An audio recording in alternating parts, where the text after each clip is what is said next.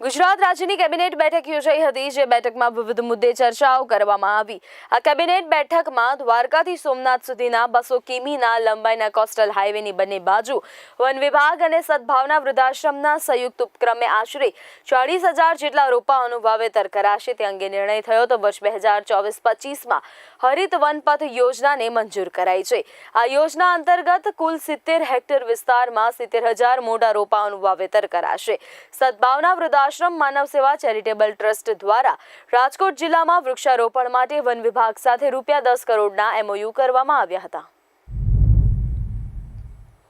જે રોડ્સ છે કે એવા વિસ્તારો છે કે જ્યાં વૃક્ષારોપણ કરી અને સારી રીતે વૃક્ષોનો ઉછેર કરી શકાય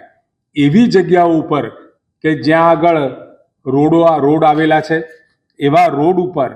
આ PPP ધોરણે હરિત વન યોજના જે મંજૂર થઈ છે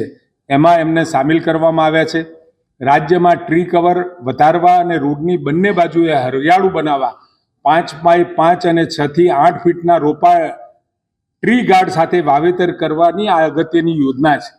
વન વિભાગ દ્વારા કાર્યવાહી ચાલુમાં છે, પરંતુ 6 થી 8 ફીટના રોપા અને ઉછેરવાની ખાતરી સાથે આ સદભાવના વૃદ્ધાશ્રમ માનવ સેવા ચેરિટેબલ ટ્રસ્ટ દ્વારા ખૂબ સારી સંખ્યામાં લગભગ 40,000 રોપાઓનું MOU કરવામાં આવ્યું છે કે જેમાં દ્વારકા સોમનાથ કોસ્ટલ હાઈવેના બંને બાજુ